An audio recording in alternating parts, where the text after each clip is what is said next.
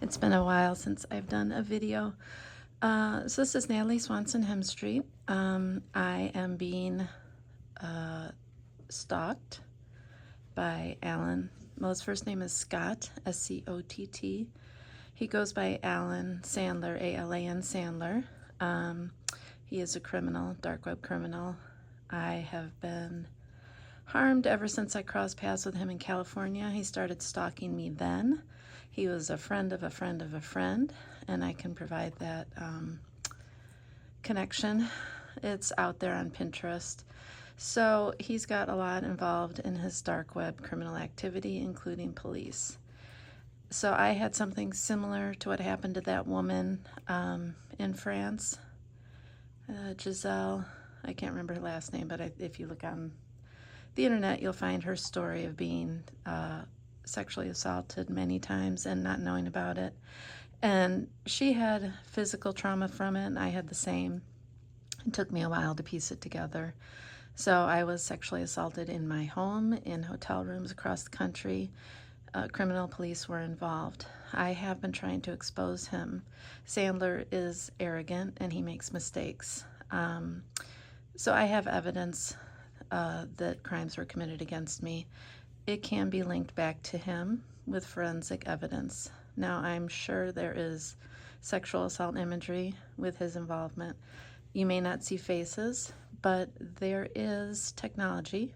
Dr. Sue Brown of the UK brought it forth. It is using vein placement in everyone's body is 100% distinct, so criminals can be identified that way. Also, if film is silent, MIT scientists brought forth a technology that audio can be recaptured by slowing the film down through the vibration of objects in the room. So for instance, if the audio is gone from this, it can be recreated. Okay, so what have I done lately? There was USPS collusion in Albany, New York. I had whistleblowing materials that were sent back to me. I had taken, it was packages with flash drives with information about Sandler, and it would link back to him. That fake CenturyLink business card is absolutely a direct link to him, and it can be proven, and it has not been yet.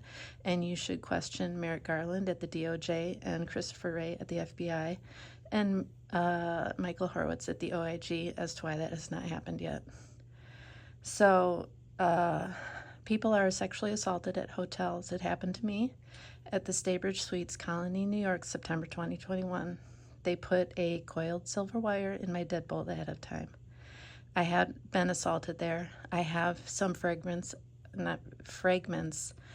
of sentences that were spoken over me as I was being assaulted. And it can all be put together. The crime scene there, I was not the first harmed there. I probably was not the last harmed there. So police are involved. I reported to the DOJ and they did nothing. So these criminal practices are happening across the country, across the world actually, and those in power aren't exposing it, and we are being harmed. So what they don't understand is when anyone is harmed, we are all less as a whole. That's what creates criminals. Obviously, prisons are an abysmal horror. Crimes being committed where criminals are being housed is a crime in and of itself. So the Department of Justice is not well run at all, obviously. Prison reform has to happen. It would be easy to do with technology. The fact that it hasn't is just the whole web of corruption in humanity. So yeah, if you stop one system of trauma, it helps the whole. But you have to maintain that safety for them and for others.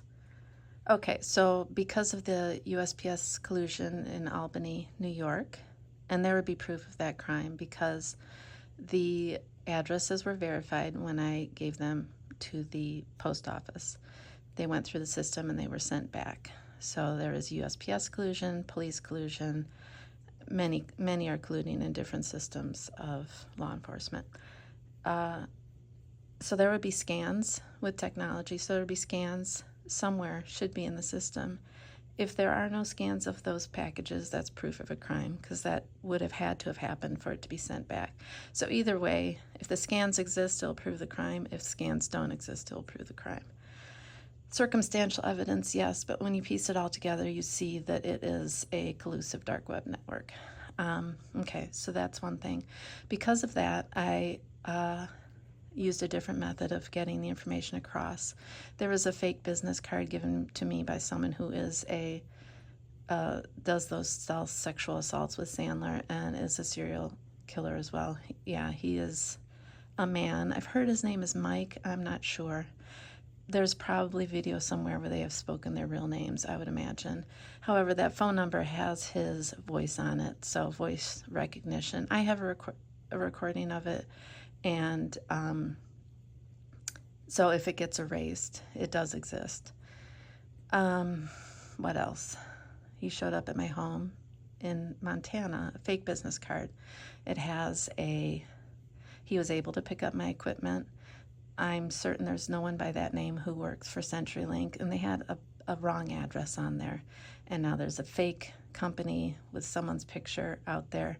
So that's Sandler's arrogance and the people he works with.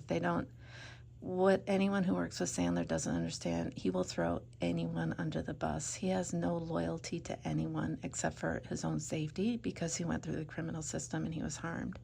He doesn't understand that the way to safety is to create safety and well-being for others, and not just a small amount. So when you harm others, it has the opposite effect. He did not figure that out before he went on his criminal sprees. So he's a very sick man, trying to avoid harm and doing everything possible to put himself in the exact scenario that he does not wish for, which makes no sense at all. So that's, understanding that, you understand he is not well. I call him two half because he's too clever by half. He doesn't consider, he knew some of the picture, but he didn't really consider, he never thought he'd get caught, I guess. Criminals always get caught somewhere, usually. But harming others, it's just too small of a picture. You don't understand we're in a bigger system as well. I'm not going to get into that now. But that fake business card, I put that image back to the USPS collusion, how I tried to overcome that. I put an image of the business card on a mug and stated that it was from an criminal associate of Alan Sandler. I sent it to about 20 different people in different systems that should be keeping us safe in the United States. I don't know if they received them. There was, I have the tracking numbers. I have screenshots of the orders and the tracking numbers with Amazon. They probably were created. But see, that's the thing. With Sandler, he has, quote unquote, taken over my phone. He turns it on and off at will. So did those orders go out? Not really sure, which is awful. But at least I have evidence that I made that attempt. So if those mugs aren't received by someone, that's another crime.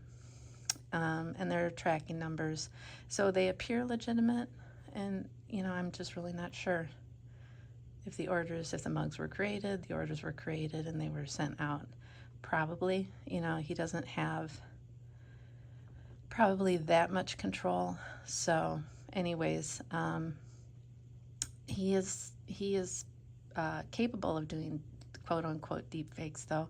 I did create 2 Twitter accounts, and they are out there. I have screenshots of them, and then it said they don't exist. So does he have a fake Twitter going on? Maybe. And also CenturyLink sent me a tweet, and it wasn't CenturyLink. It was someone of Sandler's dark web criminal activity, because they wouldn't just reach out to someone who has a problem. Yeah, so anyways, just another example of what Sandler is capable of and what he's been doing. So he's a real problem for everyone. So he needs to be exposed, he needs to be stopped, and he should not be harmed. It's incorrect to harm him or anyone else in his criminal system. So prison reform is essential for the well-being of all. And those who don't understand that are just used to punitive systems, and they don't understand things work well when no one is physically harmed. So hopefully that will happen. Thank you.